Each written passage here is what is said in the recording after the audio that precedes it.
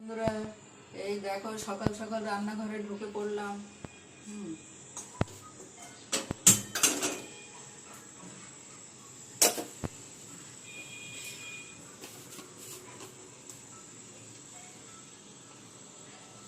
এই চুনো মাছে একটু নুন হলুদ দিলাম,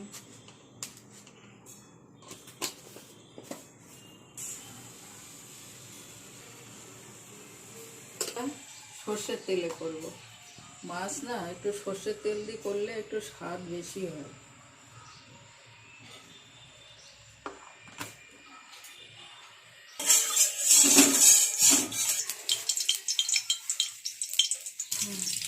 তেলটা গরম হতে থাকুক, ততক্ষণ আমি সর্ষে লঙ্কাটা একটু বেটে নেব।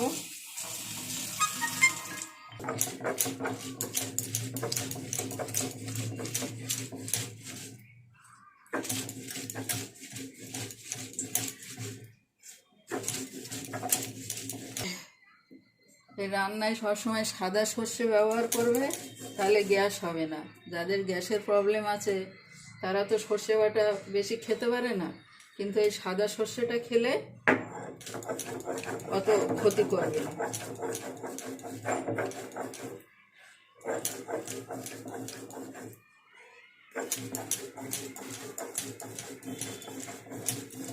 হয়ে গেছে, এবার এই মোরলা মাছটা ভাজবো।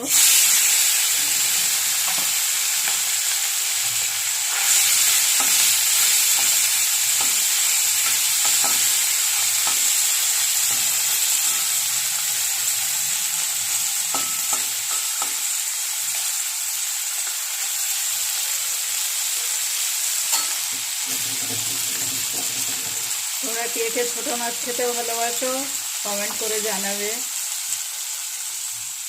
আমি তো খুব ভালোবাসি। এই আমার সর্ষে লঙ্কা বাটা হয়ে গেছে।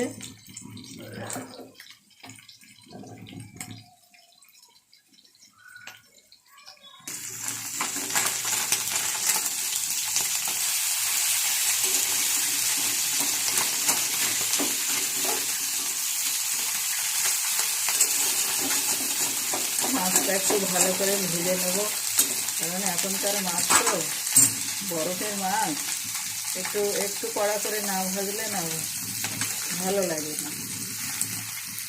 মাছ কচু দিয়ে রান্না হবে, কচুটা একটু সেদ্ধ বসিয়ে দিলাম, ভাজা হয়ে গেছে। এবার উঠাবো।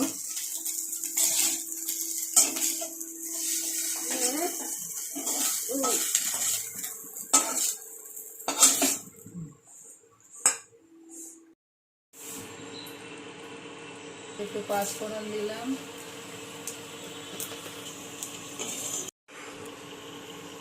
আলুগুলো দিয়ে দিলাম,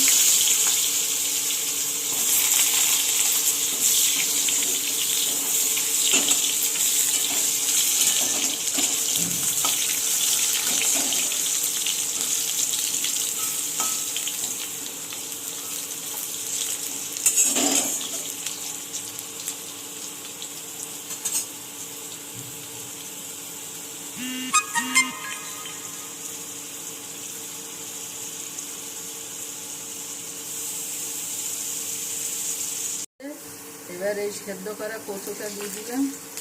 মান কচু ভালো গলে গেছে।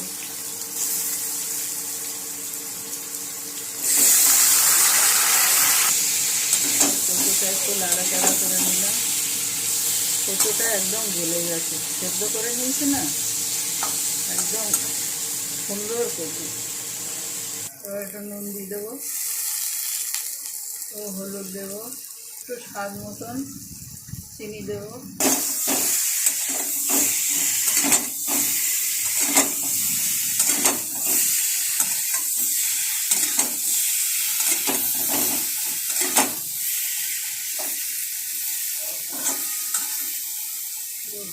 এবার এই সর্ষে লঙ্কা বাটাটা দিয়ে দেবো এরকম করে।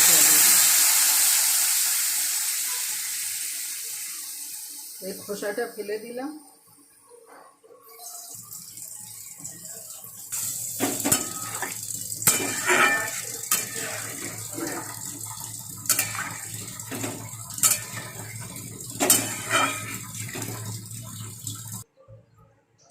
কালারগুলো এরকম আসছে কেন?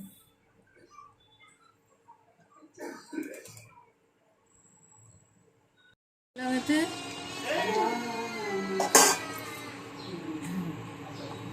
একটু ফুটলে